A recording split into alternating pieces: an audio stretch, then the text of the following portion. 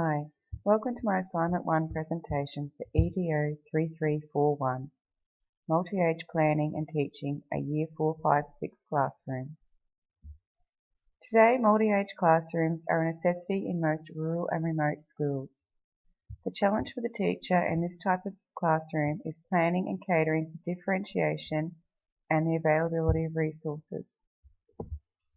Differentiation is defined by the Australian Curriculum Assessment and Reporting Authority, also referred to as ACARA, as the process by which differences between learners are accommodated so that all students in a group have the best possible chance of learning.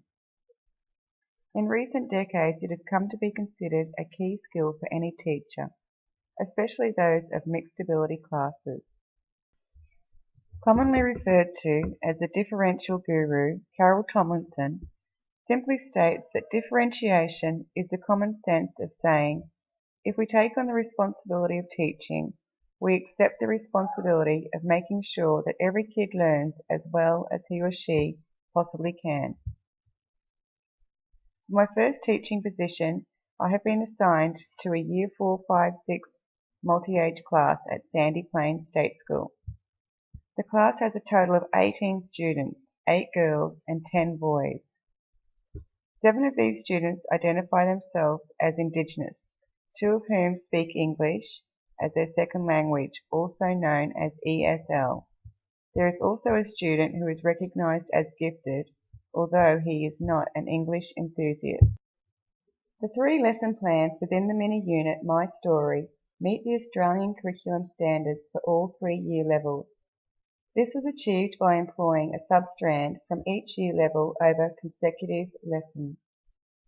The mini-unit is aimed at serving a number of purposes, including strengthening students' creative writing skills, while also making literacy fun and personalised. Furthermore, it will provide an opportunity to assess each student's writing ability. As an added incentive for the students to write well, their work will be displayed at the Indigenous Literacy Day for the school community to view. This is an event that is annually celebrated at school, and the Australian Bureau of Statistics indicates that most Indigenous students' literacy skills are below average. A gap appears between non-Indigenous and Indigenous students from the onset of schooling and increases as the student moves into higher year levels. With a large percentage of Indigenous students in the proposed classroom, teaching strategies such as explicit teaching and scaffolding will play an important role in ensuring these gaps are reduced. According to ACARA, grades 4 to 6 writing starts to play an increasingly important role in all aspects of learning. Good writing skills will benefit students in other English strands and subject areas. When you meet a person, it takes time to really get to know them. Ashman and Elkins suggest that accommodating the skills, knowledge and life experience of students requires an understanding and harnessing of their aptitudes and capabilities. I want to learn more about my students by asking them to tell me about themselves in their own words, while also demonstrating to me how creatively they write and their higher level thinking ability in how they justify their responses. Paul Freire, an influential theorist of critical pedagogy, suggests that by learning about our students, cultures, knowledge, and even language will provide the teacher with a better understanding of the student. A better understanding will result in a greater chance of positive student-teacher relationships and effective teaching practices.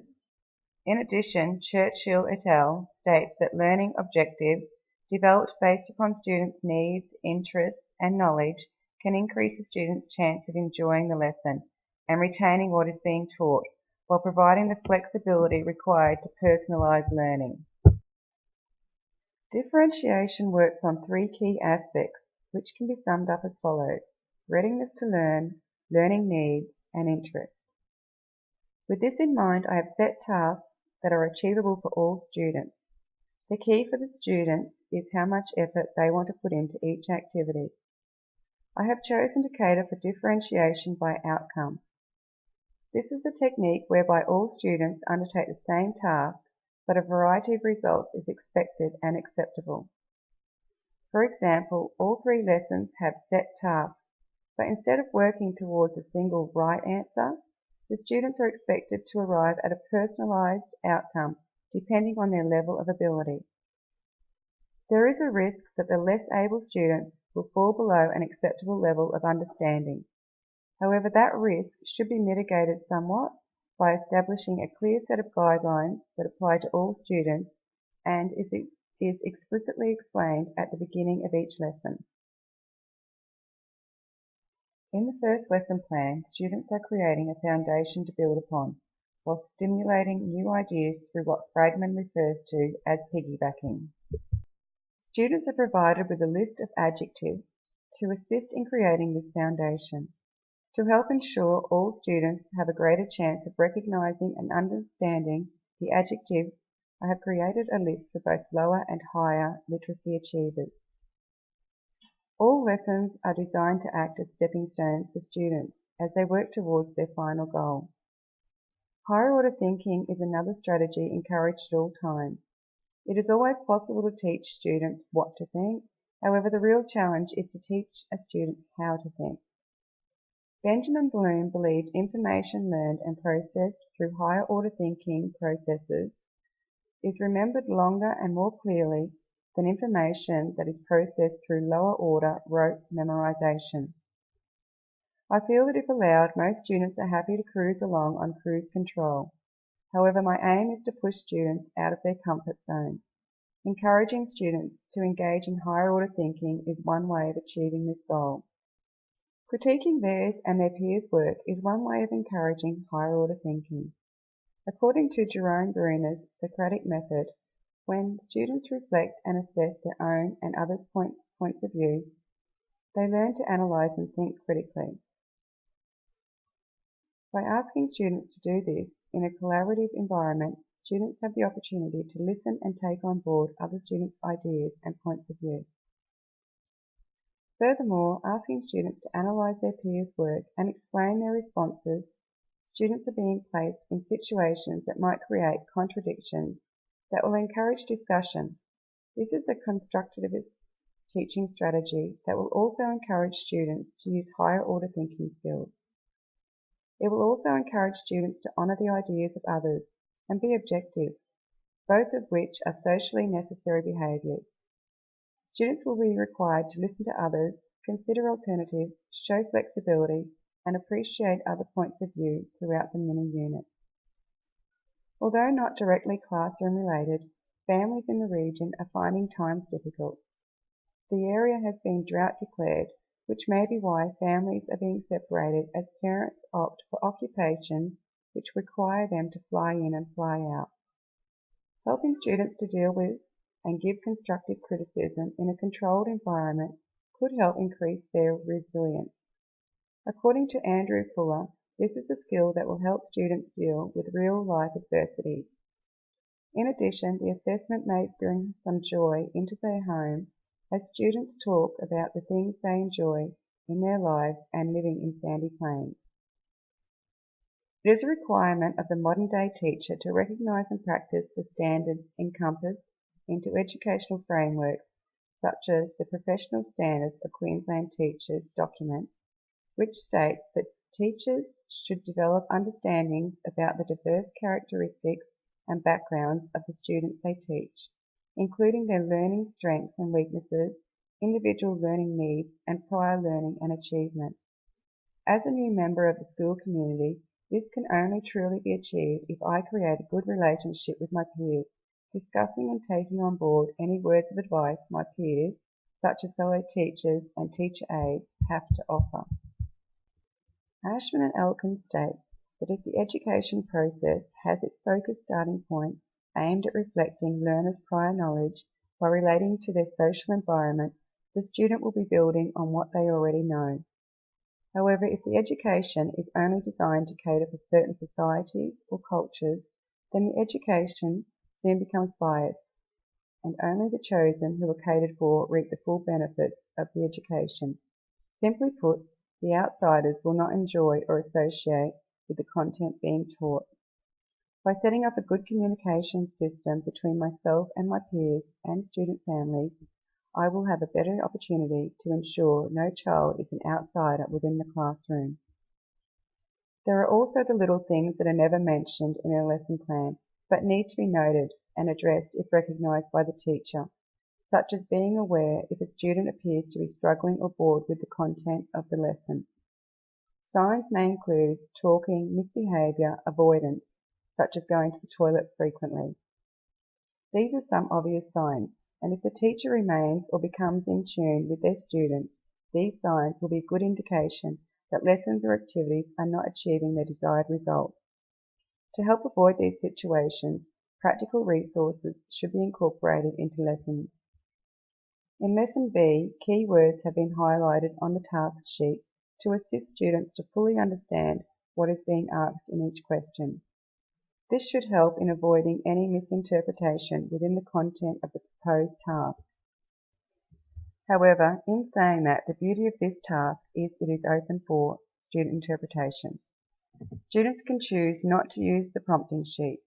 As stated to the students, the sheet is solely provided as a guide and to ignite ideas in students who may not have ideas popping into their heads.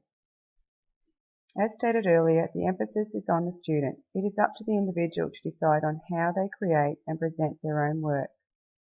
Churchill et al. States that by making accommodations based on individual circumstances and needs and providing alternative pathways to reach stated objectives is another way of incorporating flexibility and organisation into lessons.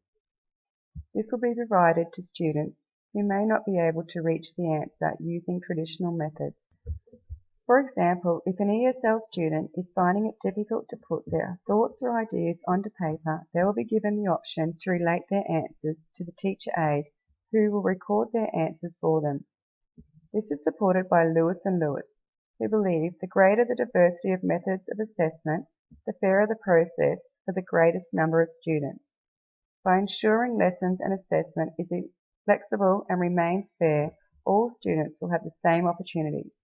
All will be on the same playing field in regards to their learning abilities and year levels. The mini-unit avoids possible cultural, ethnic and gender stereotyping by keeping the content neutral. This is important when teaching in any mixed gender, race and ability classroom. A major feature of the whole school approach of Sandy Plains State School is promoting respect and appreciation of another's background or culture. Therefore, students are not made to feel inferior when working in collaborative environments. Students are given opportunities to reflect on the previous lesson at the beginning of each lesson and upon completion of the mini-unit. Lewis and Lewis believe that by allocating time for students to reflect on what they have learned, to see how it fits in with their previous learning and experience, and to work out what they will need to learn next is integral if students are to be provided with flexibility within the classroom. According to Ashman and Elkins, if teachers have an appreciation of their students' IT knowledge and usage, they would gain a better understanding of each student's strengths and weaknesses when using technology. It would also provide an opportunity for teachers to create an inclusive learning environment where all students can build on their knowledge and not just relearn things they already know. After speaking to Mr. Smith, last year's teacher, it was discovered that all students have computer experience. However, some require extra assistance, including regular reminders on how to complete certain tasks. Resources used to support the implementation of both lessons A and B only required to be printed out. Prior to the onset of the mini-unit, students were asked to bring to school pictures of things that depicted their lives. Notes were sent home to their family providing a brief outline of the mini-unit and the purpose of the photos. Photos could be emailed to the school or could be brought to the school, scanned and returned to the student on the same day. Students who did not have photos were given permission to take home an old school digital camera to take some photos. The other resource required for the completion of the mini-unit was computer access. There are a total of 10 computers in the classroom and another 10 in the adjoining classroom. If there is a need to use the 10 in the next classroom, Prep 1, 2, 3 classroom, the students chosen to use these would be accompanied by the teacher aide who has a Certificate 2 in technology and will also be reminded of the protocol of working in another classroom, such as noise level and distractions. Finally, the lesson structure was chosen in the endeavour to create a successful spiral which should see all students achieve a successful result, helping to increase students' self-belief. The spiral should see students draw upon previous experiences, build upon them, and be able to use what they have learnt in the future, whether it is in the classroom or in their daily lives.